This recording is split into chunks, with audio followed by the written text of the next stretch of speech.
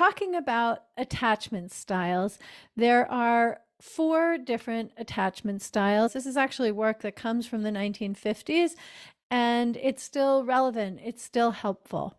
And there are 4 different kinds of attachment styles. The one that, of course, we all aspire to is secure attachment, where you have a good ability to connect emotionally and otherwise in your relationship, where you are comfortable asking for help, being dependent but not overly dependent, and you can form relationships and be gratified. That is secure attachment. I'll say more about it in a moment. And then there are 3 forms of insecure attachment, namely anxious attachment, avoidant attachment, and disorganized attachment. And so I'm presenting this a little bit in an instructional manner, but I really want to get into the details so that you can recognize yourself where relevant. About half the population has secure attachment and half the population doesn't. And so let's talk about first the part that does. So for the 56% of people who have secure attachment, really, I guess I'll step back further and say that when we're talking about attachment styles, we're really talking about patterns of behavior in relationships. How comfortable are you opening up emotionally? How comfortable are you being present with your partner's emotions? How comfortable are you with intimacy and vulnerability, with depending on someone to help you? How uncomfortable are you with that? And the main idea in thinking about attachment styles is that your attachment style as an adult with another adult that you're in relationship with, in an intimate romantic partnership or marriage, that the patterns you have with your adult partner when you're an adult mirror and reflect the dynamics that you had as a child with your adult caregiver. So if your adult caregiver really didn't respond to your needs, then, well, one way of responding to that is to just be uncomfortable with closeness and with having your needs responded to, noticed, observed, having your presence and attention desired is super uncomfortable if your caregiver didn't give you that much attention.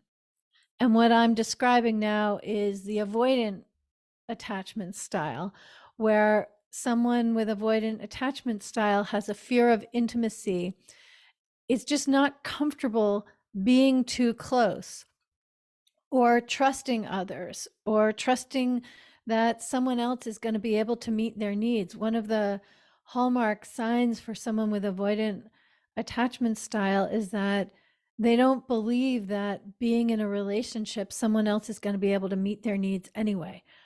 That's mirroring what their experience was, what the imprint was from their caregivers in childhood. And often such a person is emotionally unavailable.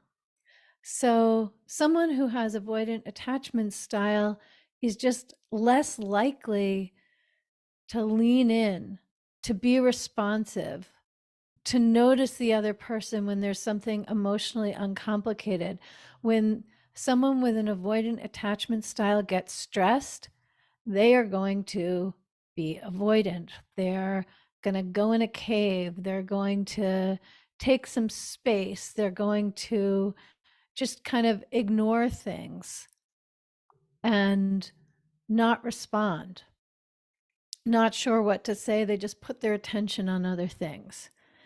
In contrast, someone whose caregiver gave them attention, but inconsistently, they are more likely to have an anxious attachment style. And someone with an anxious attachment style in the most expressed form is going to be clingy, needing validation because they have a deep fear of abandonment, that their their partner is not going to be there for them, and so they're kind of hungry for validation and always can be concerned. For example, if a partner doesn't text them back right away, then they're like, oh, maybe he doesn't love me anymore, maybe she doesn't care about me anymore. The anxious attachment person, if you're not like that or you don't really connect with it, it can seem unduly dramatic, but it's actually a very genuine, can go all the way to kind of like a terror that they're going to be abandoned with no notice. And so someone with anxious attachment just wants validation, wants acknowledgement.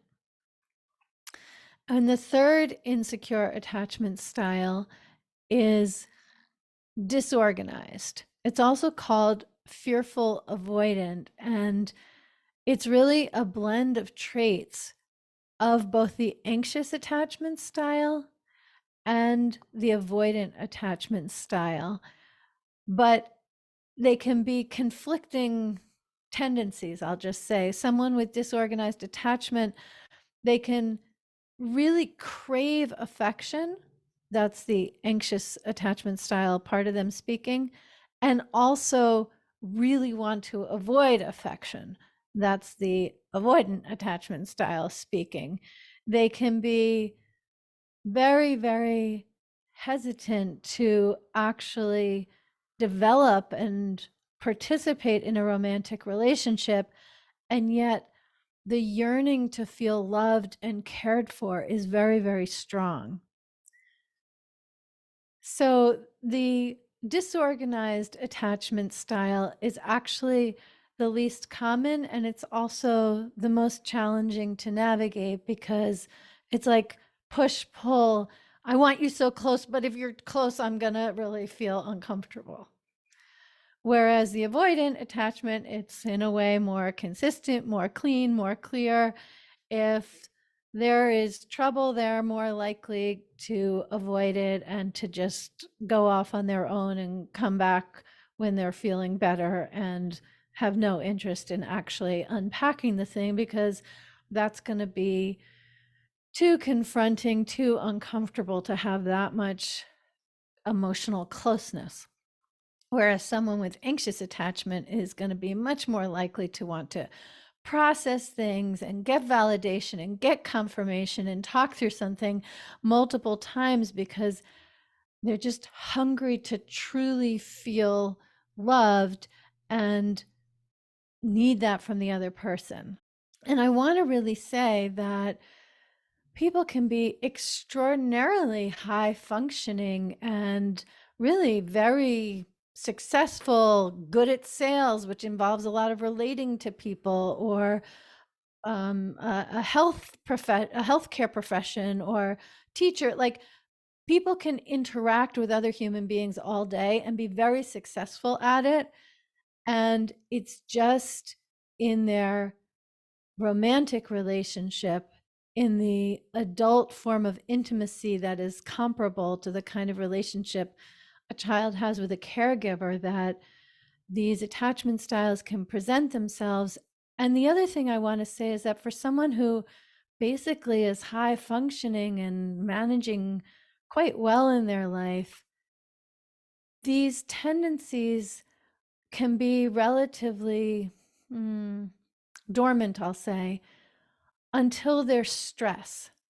And when there's stress, either in the relationship or in your life in general, then these kinds of behaviors and ways of interacting and the sense of unmet needs will flare up, even if nothing in particular has happened in the relationship. It's like if someone with anxious attachment style has a hard day at work, when they come home, that attachment style need may be more present. Their craving for validation and attention from their partner is going to be more pronounced because of the overall stress that they have. And when things are going well and the exact same interaction happens when this person comes home at the end of the day, they might not need as much from their partner because in being more relaxed, the attachment style is just less expressed because that truly is a response to stress. Now, when it comes to secure attachment, which in principle we all aspire to, or we want to aspire to, that really includes the ability to both trust someone else and feel comfortable being trusted and counted on, to love and be loved, to be able to be close and more intimate with ease. I mean, vulnerability can always be a little bit complicated, but there's just more ease in opening up, in leaning in being seen, in being present to what someone else is going through. Because someone with a secure attachment is not actually fundamentally afraid of intimacy, and they're not panicked when a partner leans in, nor are they panicked when a partner leans out and needs space. They are available without being needy, depending on someone else without being dependent. Now, if you know me already, then you already know that I do not consider any of this a permanent sentence. Never mind a fixed mindset where you think that people are the way they are. Instead, I take and warmly invite you to take a growth mindset. Perhaps you already do, since you're here learning about this. And the key is to see your own patterns, see your partner's patterns, and deepen your compassion and insight on the dynamic between the two of you. So, if you have anxious attachment, or that's what you tend towards, and your partner is not responding to a text right away, for example, instead of immediately going to feeling abandoned or getting angry so that when they do respond an hour later, you're not already pissed and then it becomes complicated. You can just appreciate that they responded then. Understanding the different attachment styles can be very helpful when you take a breath and can be objective and talk yourself through what is actually happening. Because when you're craving validation and attention, your partner can give it to you, but it doesn't really address that hunger and validation. That is something that you need to do for yourself. I'm not going to get into all of the ways of doing that. I really just wanted to outline these different attachment styles so you can see yourself and also say, I haven't actually seen data on this, but in my experience, avoidant and anxious attachment styles often end up in relationship with one another. This is definitely true for my husband and I, who I would say we both have secure attachment styles, but when there's stress, when there's intensity, my underlying default is definitely to anxious attachment and his is definitely to avoidant attachment. So years ago when we would have an argument, I would want to talk it through and process and understand his opinion and share mine and be heard and revisit it again a few more times. And he would want to just go meditate, journal, take a walk in nature, do whatever, work it through himself and put it behind him and then come back and continue on in a way that to me felt like it was as though nothing had happened, but that wasn't true. He moved through it in his way, and I was craving the connection, craving the feeling of being seen. And I think there is a way that if we have a tendency towards anxious attachment, that we can more simply ask our partner for what we need while really understanding that that kind of desperation, like if he doesn't text me, that I immediately wonder what's going on, that that is something for me to go inside, look at myself, journal, remind myself that I'm safe, really befriend myself most of all, rather than um, delegating that job to my partner. And I'll just go on to say that fundamentally, in talking about this topic, I'm really making an invitation to take personal responsibility, because the more that you orient to what you need for your own well-being and provide it for yourself, the more genuine connection and intimacy is available, no matter what your attachment style is. And when, for example, as someone with a tendency towards anxious attachment, you manage your own internal world, and you're not clingy and needy, wanting, yearning for validation, but that you can essentially give that to yourself and come with more presence and openness to your partner. That is going to make it so much more safe and accessible for someone with avoidant attachment style to be present and to become vulnerable. But the more that you pull on the person with avoidant attachment style, just like wanting their soul to give you what you want, the less safe it is, the more their avoidant tendencies are going to be activated. And if you are someone with avoidant attachment style, the most important thing is to breathe and be present and not ignore your own experience. When you honor your own experience, even if you don't give verbal, don't express it verbally, but you're just tuned into yourself, then a partner with a tendency towards anxious attachment style will just be less overwhelming, because they're not filling you with their own needs if you make sure to prioritize staying connected with what your own experience is. In fact, when my husband and I, it was before we were married, but we were in the Adirondack Mountains in northern New York State, and we went to this lovely little yard sale on the side of the road. It just, it didn't look that special, but when we went, there were such beautiful, beautiful things. And my husband was, well, he was, as I say, he wasn't my husband then, but anyway, we weren't even engaged, but he was moving into a different apartment where for the first time he was going to be living alone, and so he didn't have anything for his kitchen. And we found these really lovely plates. They were 4 fine china plates that were just so pretty. And so we got them. I think they were a quarter each. And so they were beautiful. The price was definitely right. And I was just so enthusiastic and in love with them.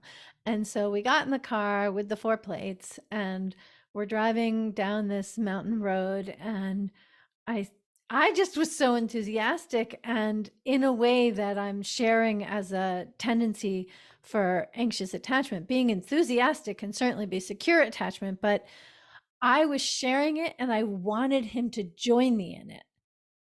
And so I said, I just love them. Don't you love those plates?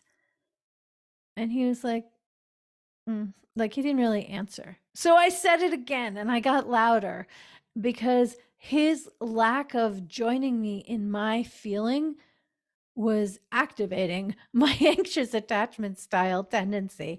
And then I think it was like the 4th time that I was like, I said it in different ways each time, but like, they're so beautiful. Don't you really love these?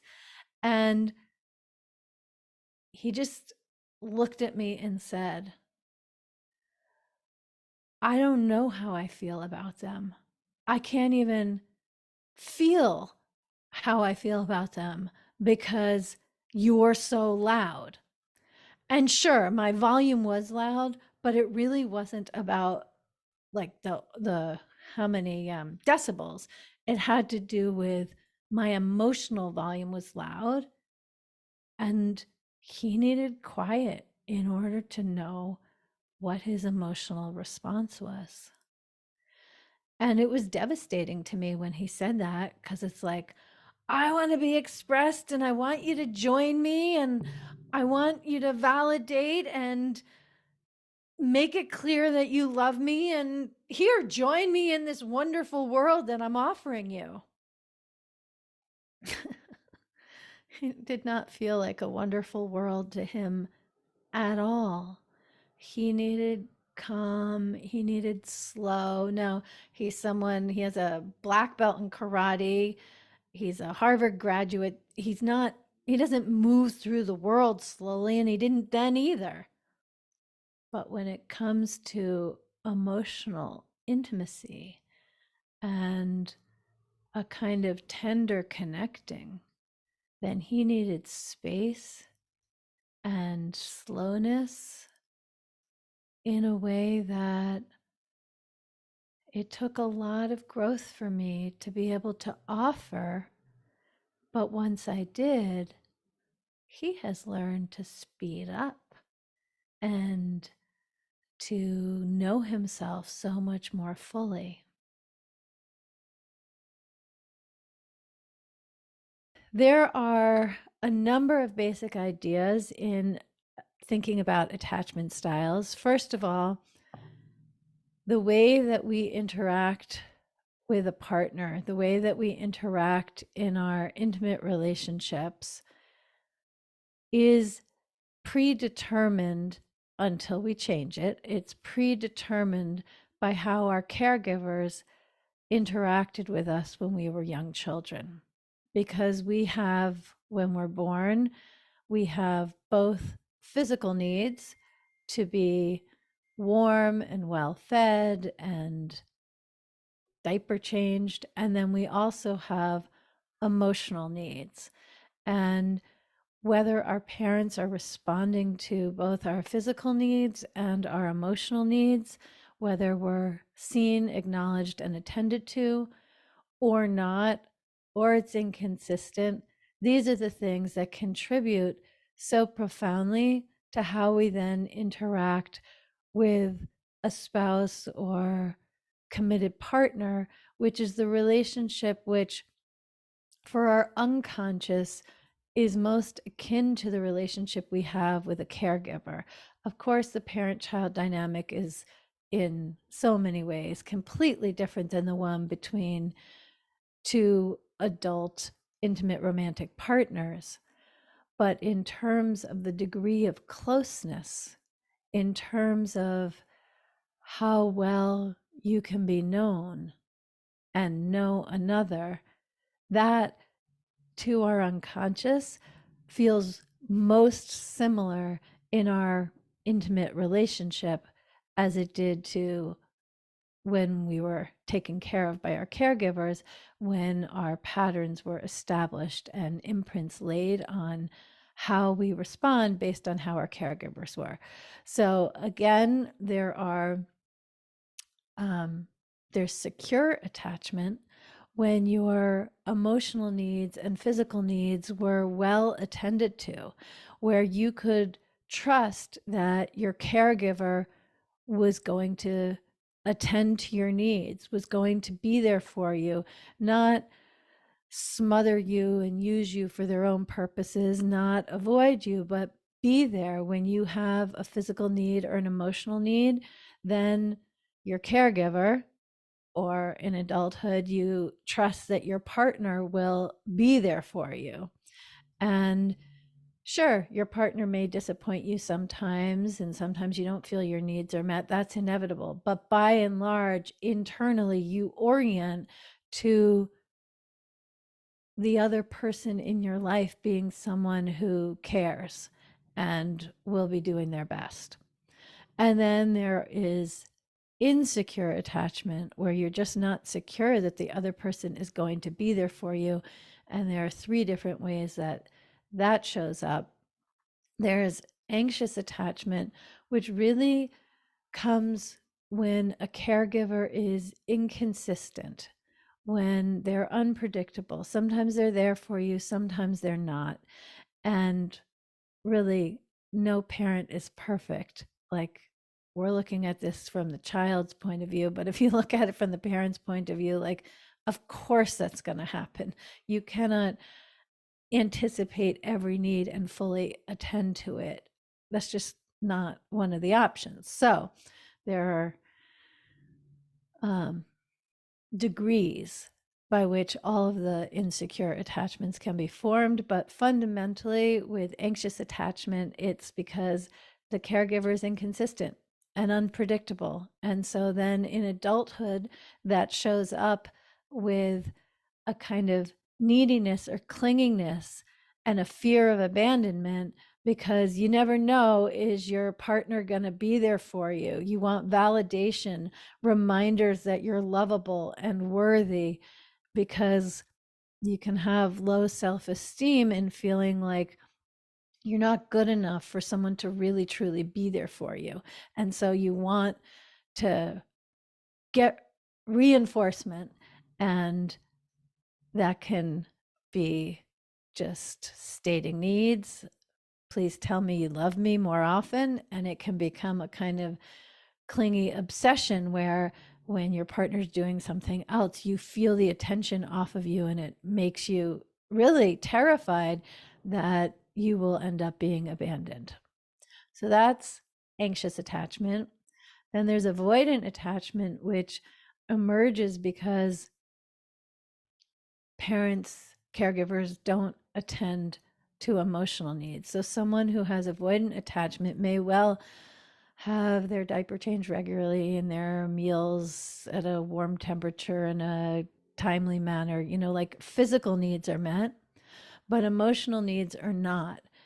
Whether the parent themselves is incapable, overwhelmed, whatever the situation is, the child learns not to express emotional needs because they're not going to be met. And such a child grows up to orient to being self-sufficient and independent, in the sense that he or she is not going to express their emotions or really pay that much attention to how they feel themselves, because they learned that putting attention on that, expressing that, was just an exercise in futility, and it didn't result in needs being met. So for an adult with an avoidant attachment style, even though they yearn for connection, they may not really have any idea how to figure out what they're feeling and actually share it, because they've learned that that's just a dead end. And so let me just say that if you're with someone who has avoidant attachment style, then when they do share something, you don't want to be emotionally overwhelming, like, oh, I'm so happy you told me that, because it's too much. The key is to be well calibrated, but even a little bit of sharing should be honored and acknowledged, because you want to positively reinforce that it is safe and that it is for a good purpose when they share. So even something as simple as, I love this lasagna, from someone who's got avoidant attachment style, you want to say, oh, I'm so glad to know you're enjoying it. I'm happy to know that's how you feel. And you don't have to make it a whole big thing, but you definitely will make it easier for your avoidant attachment style partner to share themselves with you if you can notice and positively reinforce in this way. If your partner has anxious attachment style, it will never ever get old saying that you love them and that you appreciate them and that who they are is wonderful. Like, you can even just put it in your schedule to do it every day. You will create more harmony in your relationship if you want to do that. Now, with someone with disorganized or fearful avoidant attachment style, somebody heard what I shared last week and reached out and commented, yes, it's true. I didn't say where that comes from, so I want to now. Someone who has a caregiver who basically inspires fear ends up with disorganized or is likely to develop disorganized attachment style. So what that means is that if your caregiver is a source of safety and takes care of your needs, but also is a source of fear, then that gets to be very confusing. And when I'm talking about a source of fear, I mean because the caregiver is abusive in any way, either towards you or towards someone else, and you witness it. This essentially breaks the trust with the caregiver. And in adulthood, what this can look like is really, really wanting connection and intimacy, but being afraid of it, being sure that when you have it, it's going to end anyway. You can't trust the consistency and ongoing honoring of you. And so someone with disorganized attachment style often self-sabotages and ends a relationship early so as to avoid being hurt themselves. Now, if your partner has disorganized attachment style, one of the most important things you can do is consistently be safe. So if you're in a position to do this and it's genuine, to just say frequently, every day, it's safe with me. You're safe with me. I'm not going to hurt you. You're safe with me. Or if maybe I'm not going to hurt you, that you can't promise. I'm not going to ever intend to hurt you. You're safe with me. Now, in going through the attachment styles today, I've shared kind of what each one is and where it originates in caregiver behavior and how to be more successful to reach your partner with that attachment style. However, if you know me well and how I approach relationships, I shared that because so many of you have questions, and it's really important to know how to nurture your relationship by being successful with your partner. But really, the main place that delight and sensual connection and warmth and laughter are going to arise is if you handle your own attachment style. So if you have anxious attachment style, it is your job to access feeling good without looking to your partner to provide that for you. So maybe you make a menu of things that you can do to feel good, or you write yourself a letter when you're feeling wonderful about yourself and read it when you have questions. In other words, develop positive, self-empowering, sovereign habits that will give you that validation you're yearning for without becoming needy towards another person. It is incredibly empowering to handle your own emotional truths. If you have an avoidant attachment style, then what you really need is courage. Courage to open up at a pace that works for you, a teeny little bit at a time. Maybe you could first just start paying attention to how you feel and give yourself grace, because that's not the easiest thing for anybody, but especially for someone with avoidant attachment. And there are four main emotions: happy, sad, angry, and afraid. So you can just ask yourself, if you have avoidant attachment style, any given moment, am I happy, angry, sad, or afraid? And you can start with just knowing that for yourself. And when you're ready, and not one moment before, you can share with your partner that you're feeling happy, sad, angry, or afraid.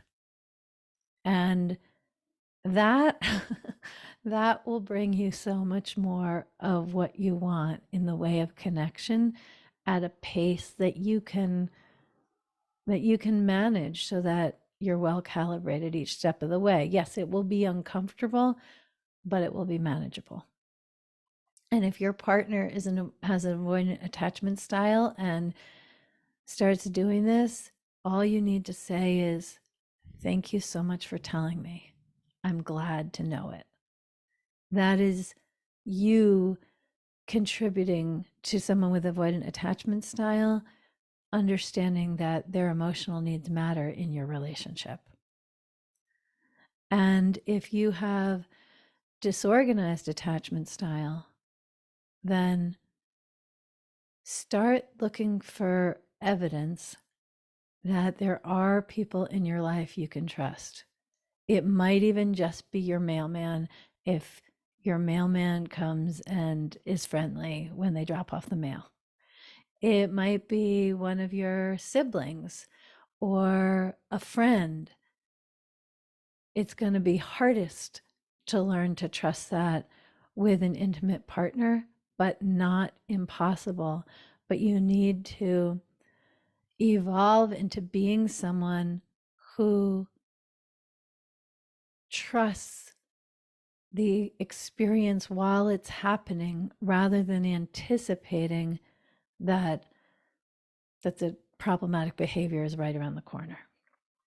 So this is really an overview, but it's so juicy and helpful to become aware of what it's like inside your soul. You already know, but to give language to it and be that much more aware is definitely the first step to evolving into new ways of connecting and feeling harmony inside you and between you and your partner.